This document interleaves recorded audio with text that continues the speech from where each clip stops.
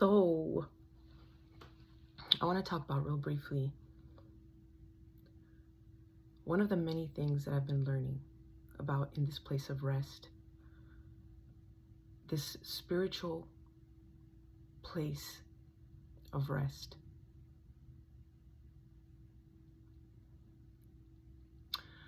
There's been many things that the Lord has been sharing that are just a little bit too much for me to start speaking on. There's so much knowledge in God, knowledge of God, knowledge of the love of God. God is love, has been setting me free from things that my carnal mind has given pushback on. So we understand that the carnal mind is what battles the truth. It's this renewing of the mind that comes forth with each rock that's turned over of revelation. We are in ignorance of who God is. And this process, all that happens is that we come into the knowledge of who He is. We become to know the identity. We begin to recognize His character. We begin to trust Him in ways that we've never trusted Him before. He begins to take our hand and we walk this life together. No longer is He too far from being reached. No longer do we believe and fear some of the things that we used to fear because we recognize how deeply we are loved. So this is one of those things. For the last couple months, we've talked about this striving and how when you really find rest in God, this is a continual process. We will never find out the depths of God. This is a continual, eternal process where we will just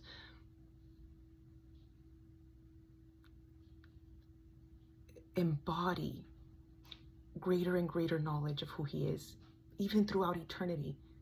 He is unknowing. His bottom is bottomless. There's no amount of time that we can have to figure out God. And so this process is a continual process. So one of the many things that He's been teaching me in this place of rest was totally opposite of what we have learned in some of the practices that we come into learning, and even some of the practices that He allows.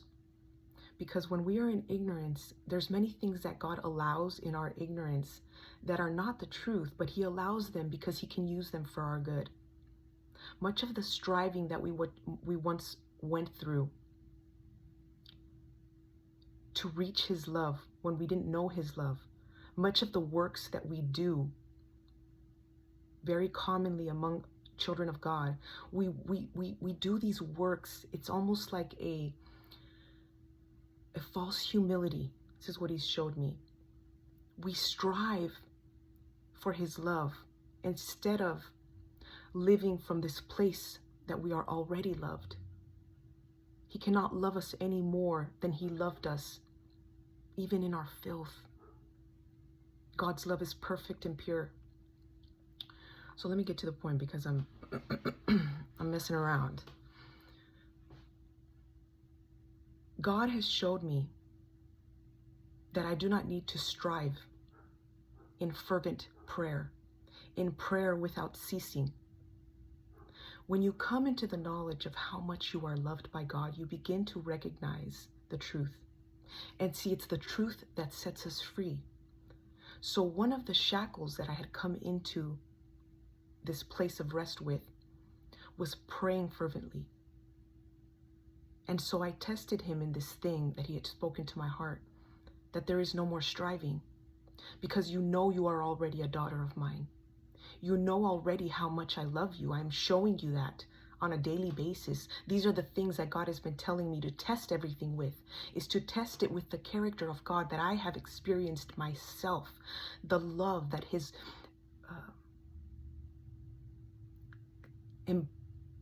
it's just enveloped me. So I tested him in this.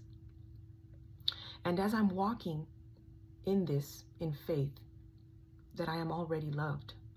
I am a daughter. There is no more love that God can give me. He is showing me that I'm coming from a place. I don't need to ask my Father for protection. I don't need to pray without ceasing. I don't need to ask for his will to be done without ceasing, because my life is surrendered to him.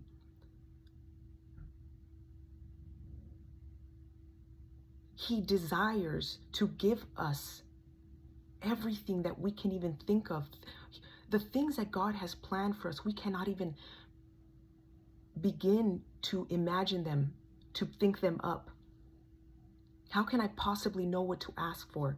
So this is something that we would pray in the Spirit, because the Spirit prays and intercedes on our behalf. But there's something that happens in this place of spiritual rest. And it's only those that have heard this from God will probably be able to understand what I'm sharing right now. And others, like we talked about in the last video, there will be seeds that are planted. Again, I'm going to bring up the example, a father with a child or a mother with a child. Is there greater love? Take that back. Oh, our dog's acting up. He's getting in trouble. So this is the image that God has given me.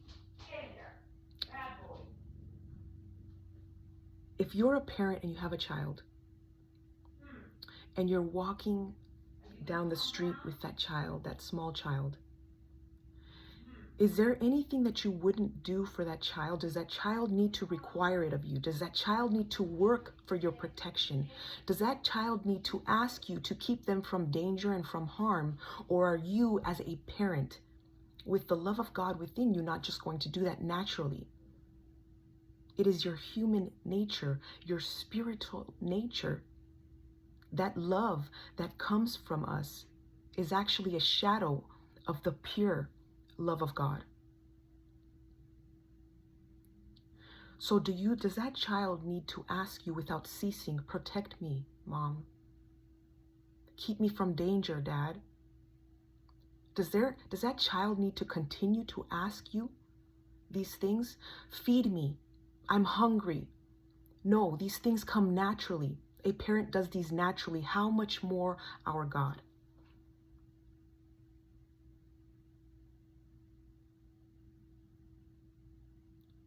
This is the image that he has been showing me.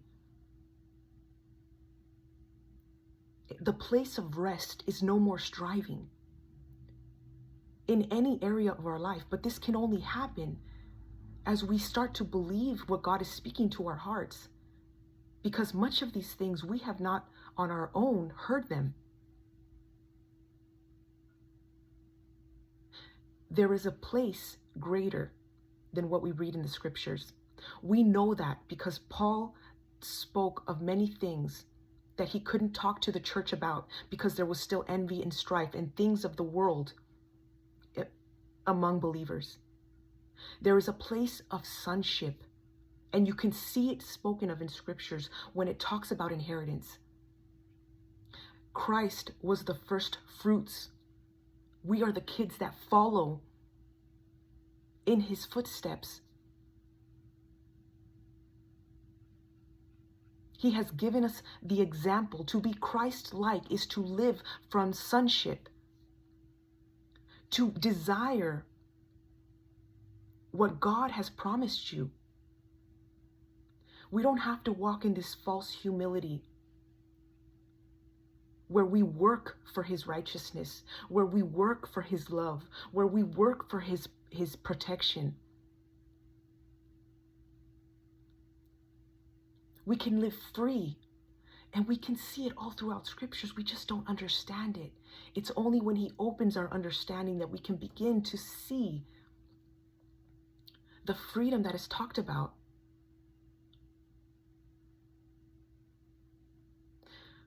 Perfect love must cast out all fear first. It's only until you begin to experience the love of God that then your identity can come forth.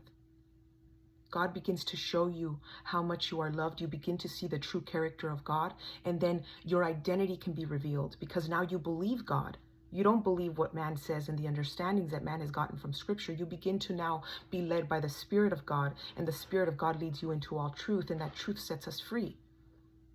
A freedom that our carnal mind and this mind, this life that we have here, and the things that have patterned our minds have bound us in these shackles.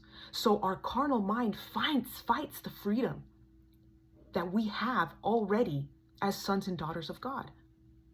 There is nothing that we can do to work for this. It is already ours. So what we have to do is come from a place of faith in receiving that God is this good, and we are actually his sons and daughters, because that's what it says. And that's who we are. When we are in ignorance, we are shackled. We're shackled by the things we don't know. You're shackled by what you believe. So if you believe that you need to strive for God's love, that you need to strive to please God, and that you're already not pleasing to him, then you're coming from this place of ignorance. And because you don't know who you are, you don't know the love of God, you are shackled by these things that you believe. And that's what this process of communion with him is. He begins to shower you with love. He begins to shower you with grace and with mercy. You begin to see that you are not your mistakes. You are already fully loved and fully righteous before God. Not because of who you are, not because of your mistakes, but because of who he is and his love for you. Because of what Christ has done and paved the way before us. We are perfect in God's eyes already.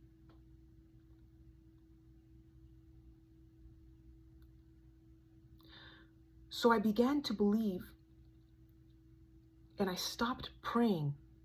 Now, when someone else asks me for prayer, my prayer, I release God's will over their life, because I know God's will go forth. See, sometimes the enemy can hinder God's will from happening. So it's absolutely beneficial for someone to release the power and the light of God to touch the life of another brother or sister. But in reality, I don't need to pray anything more than to release God's will over that child's life. But for the benefit of the faith of that child, I will pray in specifics as the Spirit leads me, that that child's faith would increase, would believe my prayer. If you're surrendered to God's will, you also go through this process where you don't see anything bad anymore. Anything that happens to your life, if you're surrendered to his will, you know that if God allowed this, if God has ordained this in my life, there's nothing for me to fear, and there's nothing bad, because God uses all for my good. So if this has touched my life, and this is before me, this situation, this circumstance, whatever it may be, maybe it'll be a lack of money. Maybe you don't have enough money to pay rent. These are all fears. These are all things that God wants to work through us. So for a season, he will allow the things that we fear to surface, that we could then heal from them. I had to go through these things. I had to go through having check by check, sometimes $0 in my account. I had to go through these crazy fears, the fears of this world, to really be set free from these things. Because it wasn't after I began to trust God in those places where I would have to go from day to day, having being provided sufficient, my daily bread by God, before I finally got to be set free from these fears. And then the supernatural was released because I believed that God was my provider. I believed, like the ravens of the air, that he would bring me my sufficient for each day, my bread for each day. He allows these things that we would be strengthened. So even the things that seem so, they bind us by fear, the things of this world, he sets them before us that we could be broken free from them, because then we would be free. I no longer have any fear of finances in my life. Not only that, I have been blessed beyond measure, and I still live on a day-to-day. Many times, many of us God has actually pulled us from this place of planning.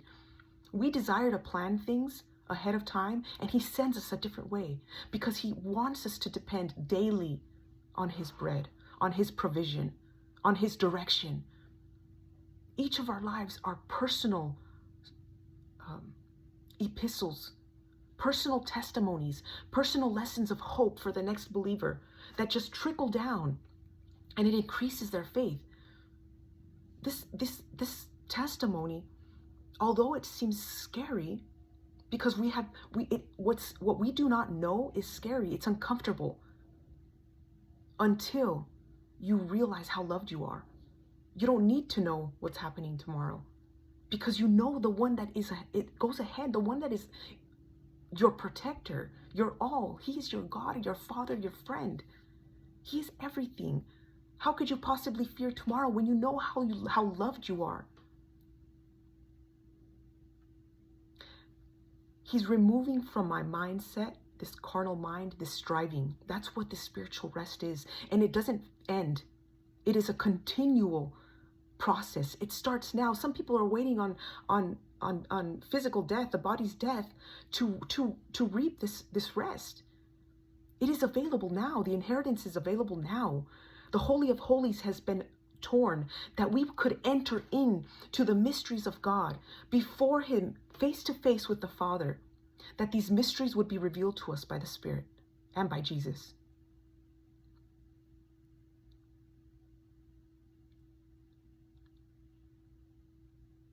If you are striving in any area for protection, for finances, for food, if you find yourself striving, it's because there is a lack of love there. There's something that you are not trusting God to do there. Deliverance. You know, before I used to watch the Deliverance from Apostle Catherine, and I used to actually ask for healing every time in my mind. I used to think I needed more healing. I used to think I needed more freedom. And then something, as God began to take me through this process, I began to realize, wait a minute, I'm already healed. I'm already delivered. Is there anything more? Is there more power that can touch me now, other than my faith increasing and believing that it's already been done? And so when you come into this place where you believe God, it sets the supernatural. It releases the supernatural. Knowledge is freedom. Why? It is the truth that sets us free. I'm not talking about worldly knowledge. God may use it, yes. I'm talking about spiritual. It is a spiritual kingdom. It is a spiritual God. We will be in the spirit when we leave these earthly bodies.